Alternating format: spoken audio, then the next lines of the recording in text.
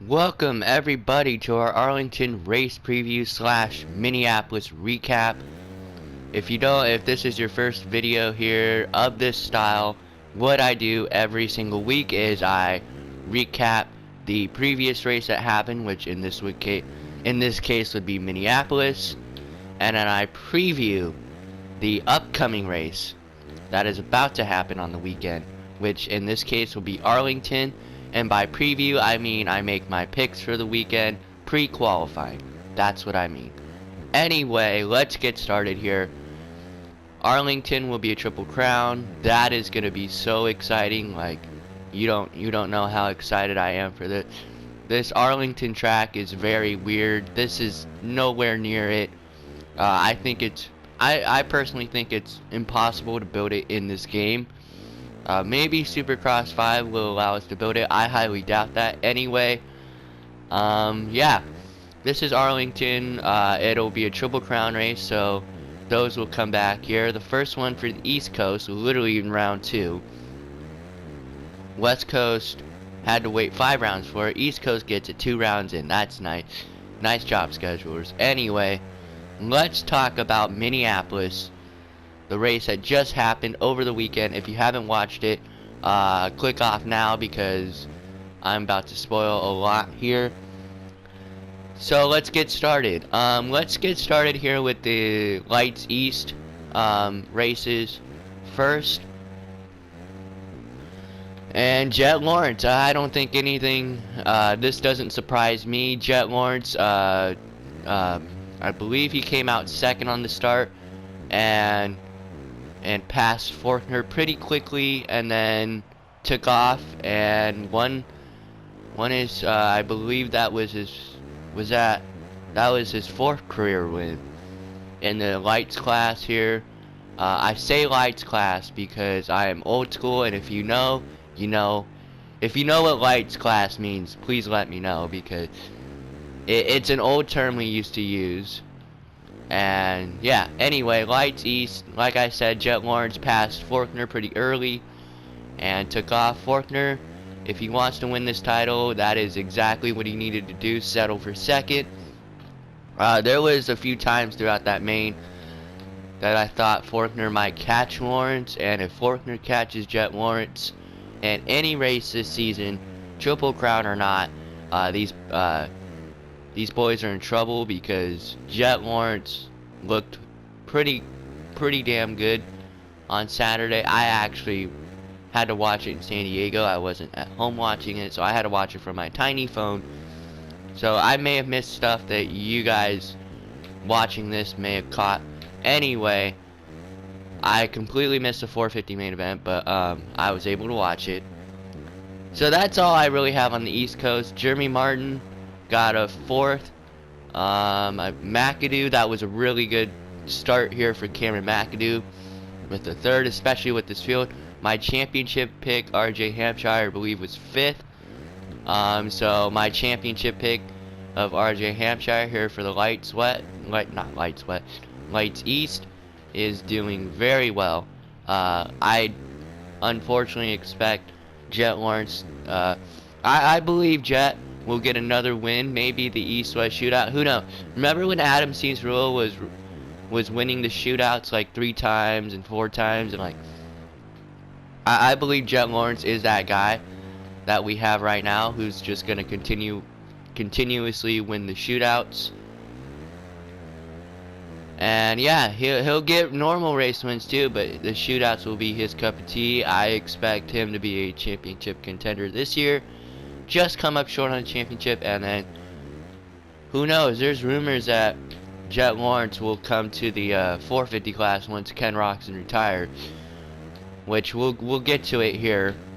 But I believe Ken Roczen is retiring anytime, like after this year, maybe after outdoors. I could see him doing outdoors, doing horrible in outdoors, unfortunately, and calling it a career. He's had a great career anyway. Yeah, that was the Lights East. Pumped for my boy Pierce Brown to get a heat race win.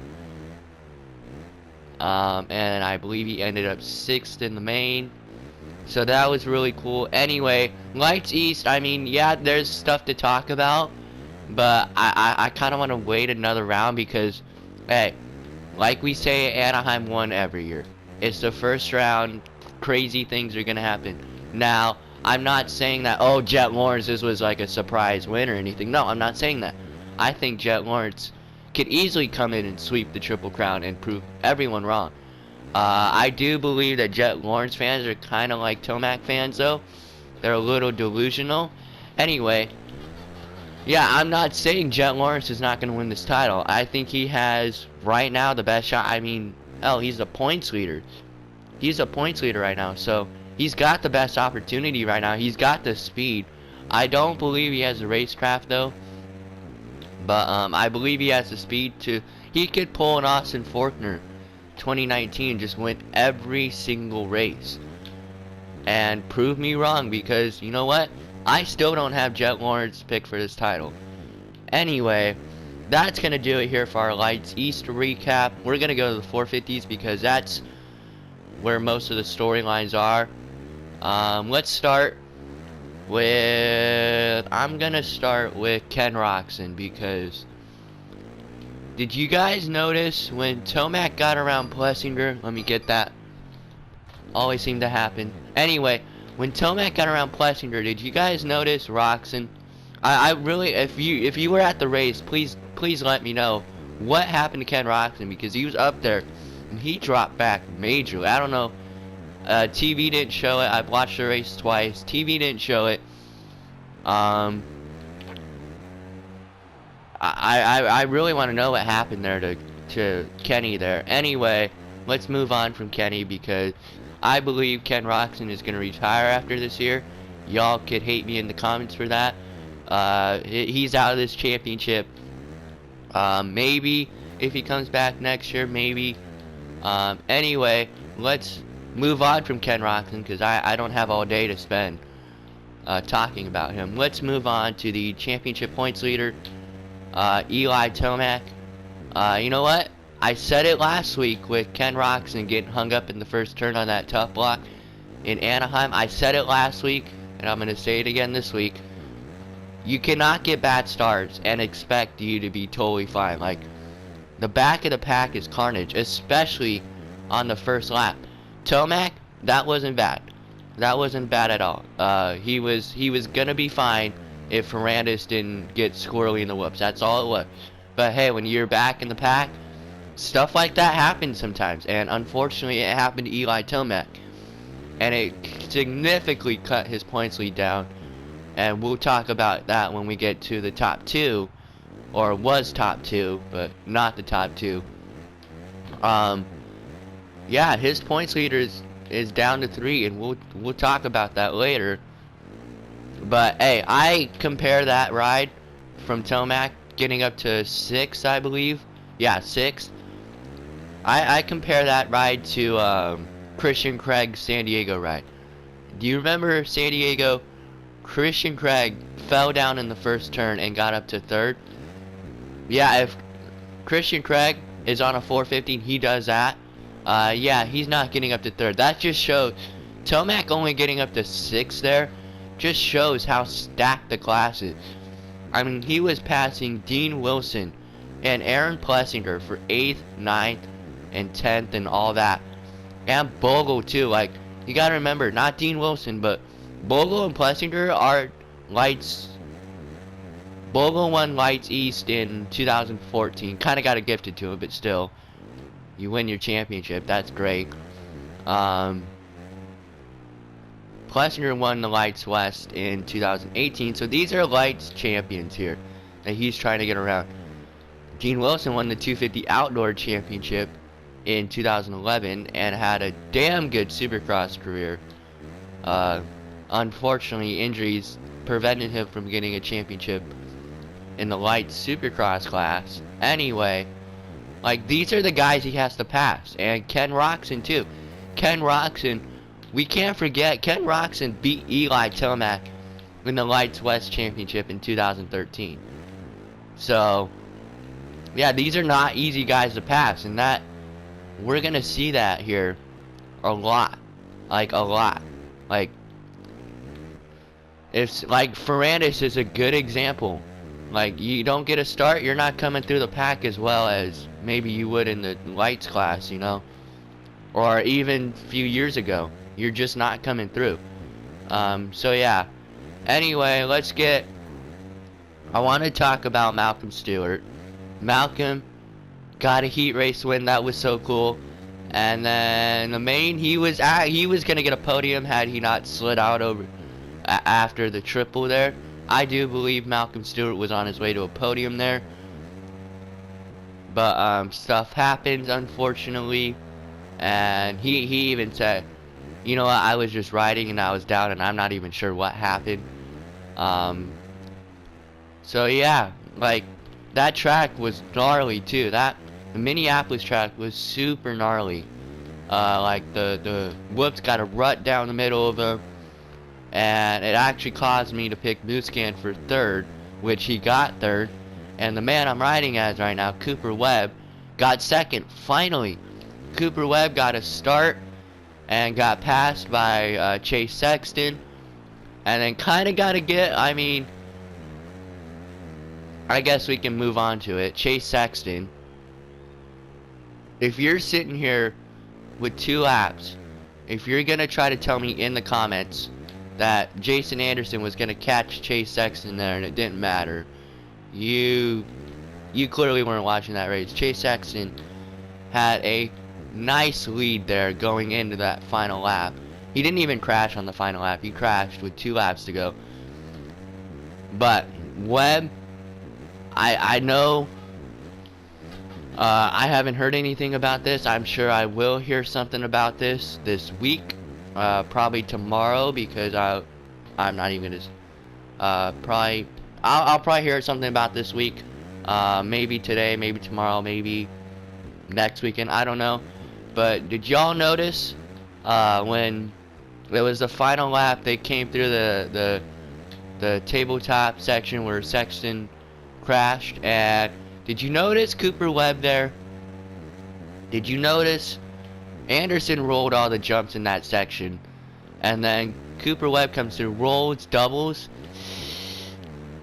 Carmichael screwed up the broadcast on that one because he said, well, they were past the section that that Chase was down. No, they were not. Chase was down on the tabletop. Like when you like what he did is he Chase, oh boy, I'm losing my words here. Bear with me. Anyway, Chase, he was getting attended to on the face of the tabletop, and Coop jumped that. So I mean, that's such a hard call right there. But yeah, you know what? I wouldn't be surprised if Coop doesn't get anything from that, because the AMA is a joke. Let's be real. If that was say like Adam Entignap, say Adam Entignap jumped that, or like a Cade Clayson. I don't think Cade made the main, but say somebody like that jumped that, it would be like they would be like fined 20 place position penalty, like, and then Coop does it and it's totally fine. What? I don't get it. Like, if you know what I'm talking about, you know what I'm talking about. It was, I'm not gonna go into detail on this about Coop jumping on a red cross flag, because he clearly did. And yeah, I already wasn't happy with my fantasy picks, because I guess we can get to it now. Chase Sexton, I had Chase Sexton and Jason Anderson going 1-2 in my fantasy picks, and it was looking so good, and I am so bummed for Chase Sexton right now. That was a heartbreaker, literally a heartbreaker. I was at a party and I told everyone, hey, let's see who won the race, and I saw Anderson won, and I saw Sexton down, and it was so heartbreaking. That is so heartbreaking, and a lot of people are gonna draw comparisons to his crash at Houston in 2021 last year. Man, that was hard to watch. What he basically, if you've seen that Houston crash last year, he did the same thing basically. It looked like he pulled the Adam Cerullo line, and was turning, and the corner straightened up, and he turned.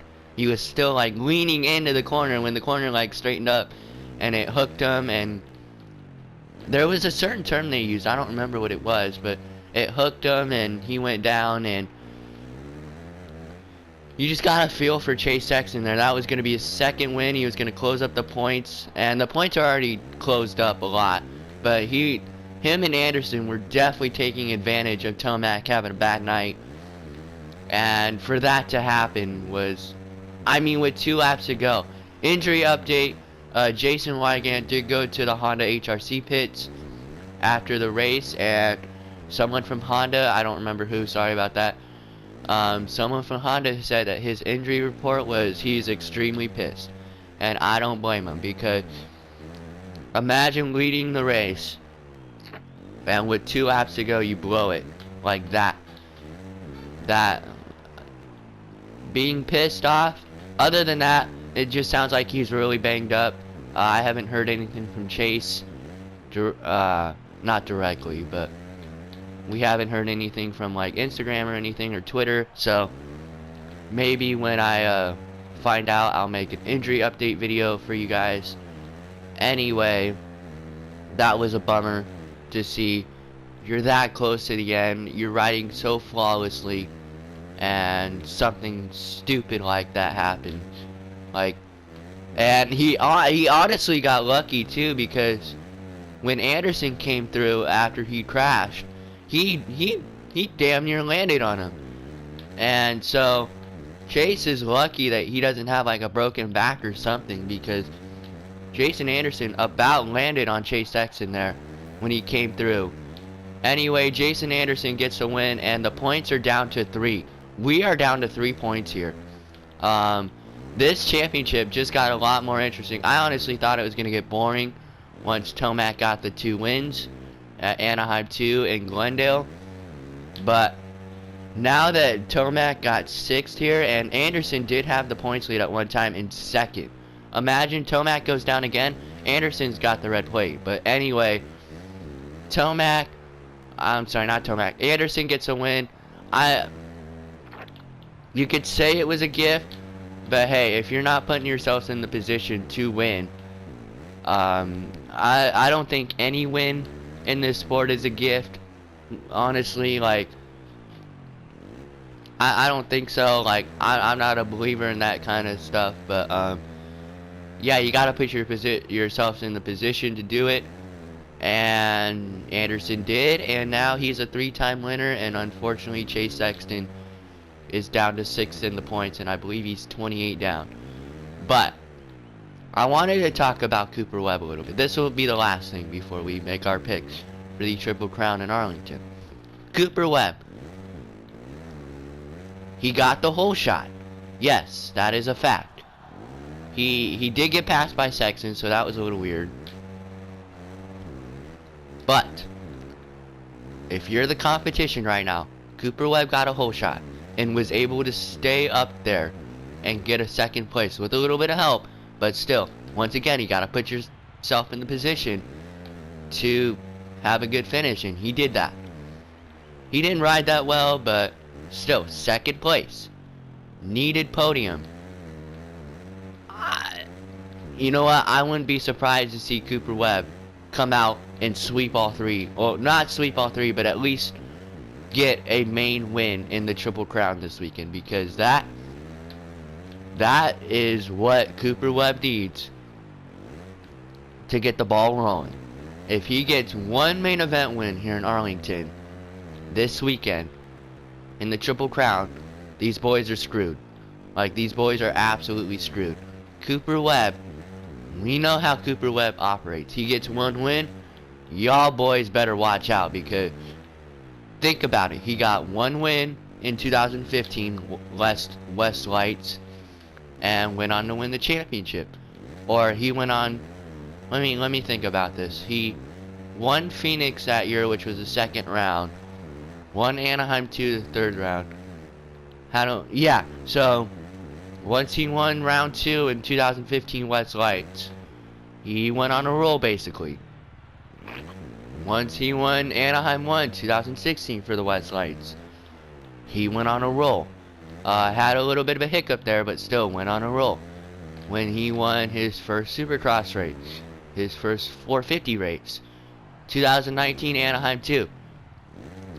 It was a Triple Crown, but still he won it. He went on a roll. Won Oakland and went on to win like 6 or 7 more, something like that. I believe he had 7 that year. And then 2020 San Diego. I know he didn't win the championship in 2020, but still, this is a good comparison. 2020 San Diego wins that.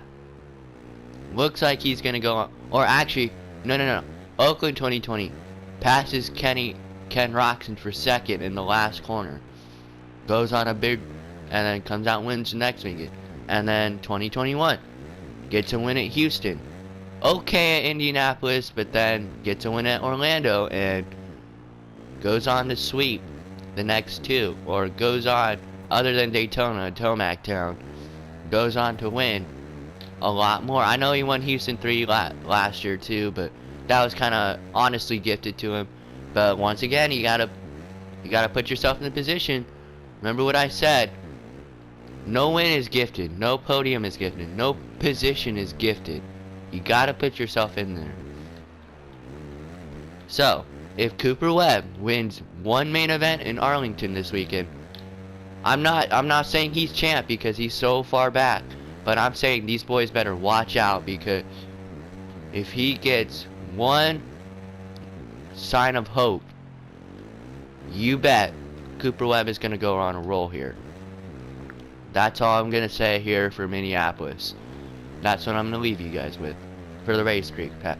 Let's preview Arlington. Like I said at the beginning of the show, this track is gnarly. It looks like it's gonna be a really good Triple Crown track. Like I said, East Coast, first Triple Crown. I'm just gonna go like I did the West Coast, if you remember that. I'm gonna go main wins, like who's gonna get a main win, and then the overall. This is in no particular order because the mains are the exact same length every single time. So I think Jet gets one, I think Faulkner gets one, and you know what? If Pierce Brown can get a start with the shortened mains, I believe they're 10 minutes long, I could see Pierce Brown getting a main win this weekend. Like, that's not me being a homer, because I'm kind of good buddies with him. That's not being me being a homer. That's just how he rode on Saturday. Like, if that's a Triple Crown race on Saturday in Minneapolis, Pierce Brown probably gets a main win. And I believe if he can get a start this weekend, and the main championship contenders like Lawrence and Faulkner are back in the pack, like 5th and 6th. Well, if Jet Lawrence starts behind Pierce Brown, I don't think Pierce Brown wins. But if Lawrence gets a bad start and Pierce Brown's at the front, I think Pierce Brown could win a main. But anyway, I think Faulkner gets one, Lawrence gets one, and I think Hampshire will get one. Hampshire, you know what? If he's gonna win this title, he's got to get something. Or if, you know what? No, I change that. Jeremy Martin will get one, Lawrence will get one, and Faulkner will get one. And I believe Jeremy Martin will win on consistency. I believe Jet Lawrence has a crash this weekend. Not gets hurt and has a crash, just tips a bike over or something. Like I said, you don't want to see these guys get hurt, but unfortunately, I think Jet Lawrence will crash this weekend. Maybe he comes out and sweeps all 3, but I'm sticking with what I said. 450s, I believe Tomac gets one, and depending on Chase Sexton's injuries and if he's okay, I think he gets one, and I think Anderson gets one. And I think Anderson goes 3 in a row. Remember Arlington 2020? He almost got the overall win. Kind of handed to him because of Cooper Webb. But still, I believe Anderson wins this one. wins this weekend, goes 3 in a row, and takes a points lead here from Tomac. Yeah, that's what I think. I believe Coop, and if Sexton's not okay, I believe Coop gets one as well. Like I said, these Triple Crowns are so hard to predict, and yeah, anyway, that's about gonna do it for me here. Leave your thoughts and opinions down below, either about Minneapolis or the season, or Arlington this weekend. Let me know who your Triple Crown picks are gonna be. Thank you all so much for watching, and I'll see you later.